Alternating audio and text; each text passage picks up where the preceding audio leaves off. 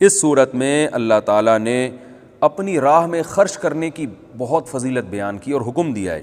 فرمایا مثل الذین ينفقون اموالهم فی سبیل اللہ، جو لوگ اللہ کی راہ میں اپنے مال کو خرچ کرتے ہیں ان کی مثال گندم کے دانے کی طرح ہے، جو ایک دانہ 7 دانوں کو سات جو ہے نا وہ سنبل کو پیدا کرتا ہے اور 7 جو ہے نا وہ خوشوں کو پیدا کرتا ہے، اور ہر خوشے میں 100 دانے ہوتے ہیں. یہ اصل میں ایک مثال دی گئی ہے کہ قرآن و سنت میں آتا ہے کہ جب کوئی صدقہ جاریہ کرتا ہے یا کسی کو کھلاتا ہے تو جتنا خیر اس سے پھیلے گی اس کو بھی اجر ملتا ہے. تو اب لوگوں کے ذہن میں اشکال ہوتا ہے کہ بھئی یہ کیسے ممکن ہے کہ ہم نے مثال کے طور پر ایک مسجد بنا دی اور اب اس میں قیامت تک لوگ نماز پڑھتے رہیں گے تو سب کو ثواب ملتا رہے گا. ہم نے دینی مدرسوں میں پیسے دیے، اب اس میں جو طلبہ علم حاصل کر رہے ہیں پھر اس علم سے جو خیریں پھیل رہی ہیں تو قیامت تک ہم کو ثواب ملتا رہے گا. ہم نے کسی کو کھانا کھلایا اور پھر اس سے اس کے جسم میں طاقت آئی اور اس نے کوئی اچھا کام کیا تو ہمیں بھی اس میں کچھ حصہ شامل ہو جائے گا. تو یہ گروتھ کیسے ہوتی ہے؟ تو بہت زیادہ ہو جائے گی. تو اللہ نے مثال دی کہ بھائی تم دیکھو دنیا میں نہیں ہوتی ہے، گندم کا ایک دانہ ہوتا ہے. اب اگر کسی نے یہ پروسیس نہ دیکھا ہو گندم کے دانے سے پودے گندم اگتے ہوئے اور آپ اس کو بتائیں کہ یہ ایک دانہ مٹی میں ڈالیں گے اور اس سے سینکڑوں ہزاروں پیدا ہو جائیں گے تو کوئی مانے گا؟ ہم ابھی اس لیے مان رہے ہیں کہ اپنی آنکھوں سے دیکھ رہے ہیں، ورنہ ایک دانے سے کہاں سینکڑوں. خربوزے کے ایک بیج سے، ایک بیج آپ زمین میں رکھتے ہیں اس سے بیل پیدا ہوتی ہے، اس بیل میں پھر ہر اتنے سینکڑوں خربوزے، پھر ہر خربوزے میں سینکڑوں بیج، پھر ہر بیج میں خربوزہ پیدا کرنے کی صلاحیت اور پھر ہر خربوزے میں سینکڑوں بیج. تو وہ دیکھیں جو آدم علیہ السلام کے دور میں خربوزے کا ایک بیج ہوتا ہوگا اس سے آج کروڑوں اربوں بیج پیدا ہو گئے. تو اللہ بتا رہے ہیں کہ جو رب ایک گندم کے دانے سے زمین میں جب ڈالتے ہو اتنے سینکڑوں دانے پیدا کر سکتا ہے تو وہ تمہارے ایک صدقات و خیرات کو وہ بیج نہیں بنا سکتا کہ تم نے 1 روپیہ دیا اور ملٹی پلائی کرتے کرتے کرتے کرتے اللہ اس کو اتنا بڑھا دے. ہمارے ایک شیخ ہیں، حضرت ہیں، ان کو بڑی پیاری بات کی انہوں نے، جن سے میں بیعت ہوں. انہوں نے کہا دیکھیں اللہ نے علماء کو اتنی فضیلت دی ہے کہ جو علماء دینی مدارس میں پڑھاتے ہیں تو ان کو قبر میں کتنا ثواب ملتا ہے، یا جو تاجر دینی مدارس کے ساتھ تعاون کرتے ہیں وہ کس قدر اجر کما لیتے ہیں. جو بڑے بڑے مدارس آج چل رہے ہیں جن میں سینکڑوں بچے پڑھ رہے ہیں اور ان کی خیریں پوری دنیا میں پھیل رہی ہیں، مساجد میں وہ امامت کرتے ہیں اور درس قرآن دیتے ہیں، تدریس کرتے ہیں. تو انہوں نے فرمایا کہ کس قدر اللہ نے ان پر فضل کیا کہ وہ مرنے کے بعد بھی ان کی یہ خیر پھیل رہی ہے اور کتنا بڑا اجر قیامت کے دن وہ دیکھیں گے.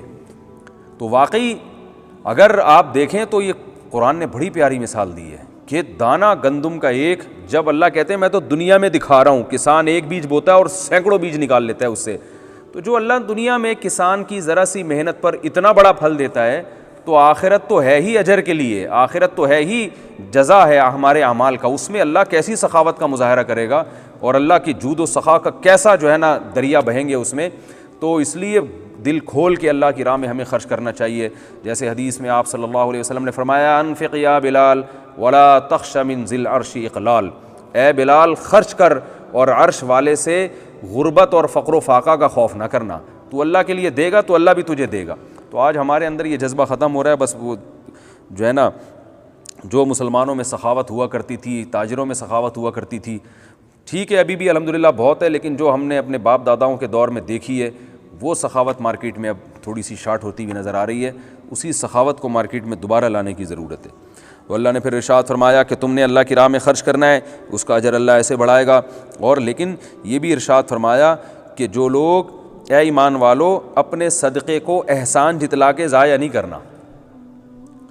جیسے آپ نے کیا کیا، بیج تو زمین میں ڈال دیا، اس سے پودے بھی نکل گئے، سب کچھ ہو گیا، لیکن آپ نے خود ہی پیٹرول چھڑک کے آگ لگا دی اس باغ پہ. کیسی بے وقوفی ہے، پھر تھوڑی وہ ملٹی پلائی ہوگا اور ضرب ہوگا. تو اللہ فرماتے ہیں کہ تم نے جو صدقات و خیرات کے ذریعے لوگوں کی نفع رسانی کے لیے جو گلشن اگائے ہیں اور جو تم نے دینی مدارس یا مساجد یا یتیموں کی کفالت کے ذریعے جو ایک پورا انتظام کیا ہے، اس پہ پیٹرول چھڑک کے آگ نہ لگا دینا.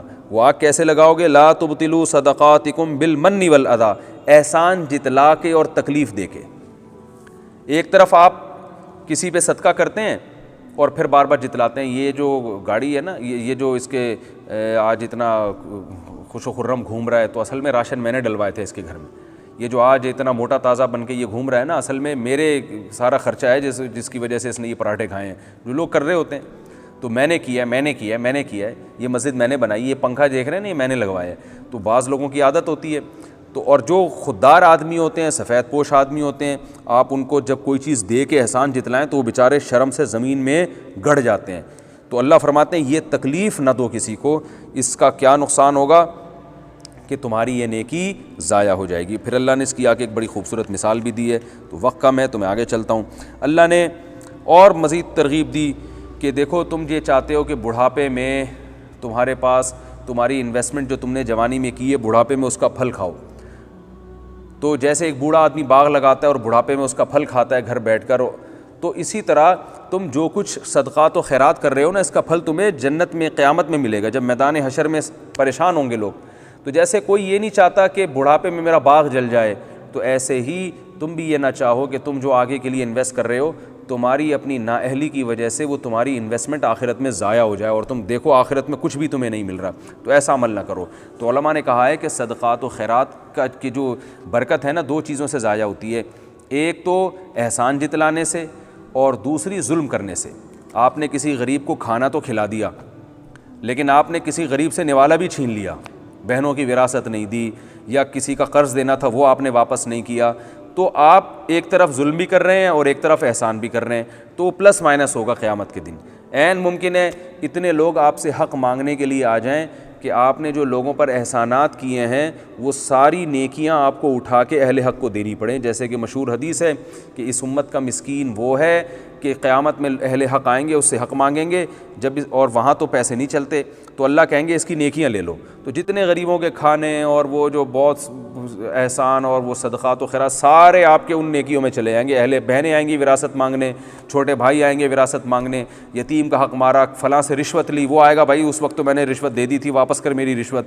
جو بھی ظلم آپ نے لوگوں کے ساتھ کیا ہوگا وہ ساری نیکیوں کی شکل میں واپس. اور نبی نے فرمایا جب نیکیاں ختم ہو جائیں گی اہل حق آئیں گے کہ اس نے مجھے گالیاں دی, گالی کے بدلے میں بھی نیکی دینی پڑے گی, صرف مال کھانے سے نہیں, کسی کو کسی بھی طرح سے ستایا ہو. تو آپ نے فرمایا جب نیکیاں ختم ہو جائیں گی تو اللہ کہیں گے اب اپنے گناہ اس کے سر پہ ڈال دو, اس نے تمہاری غیبت کی تھی اتنے گناہ اس کو دے دو. تو فرمایا کہ ساری نیکیاں برباد ہو جائیں گی اور گناہوں کا جو ہے نا ایک گٹھری اس کے سر پہ ہوگی اور گناہوں کا پلڑا جھک جائے گا. اور فمن ثقلت موازینہ, اللہ فرماتے جس کی نیکیاں بھاری ہوں گی وہ جنت میں اور جس کے گناہ بھاری ہو گئے وہ جہنم میں. فرمایا پیشانی کے بالوں سے پکڑ کے اس کو جہنم میں پھینک دیا جائے گا. تو یہ دو چیزیں ہیں جن سے انسان کی نیکی ضائع ہوتی ہے. اس لیے علماء کہتے ہیں نیکی کرنا بھی کمال, لیکن نیکی کو بچا کے رکھنا اس سے بڑا کمال ہے. تو نیکی کرنی بھی چاہیے اور بچا کے رکھنی بھی چاہیے. پھر اللہ نے ان آیات میں یہ بھی بتایا کہ صدقات و خیرات کا کس کو دینا چاہیے تمہیں, کون ہے صدقات و خیرات کا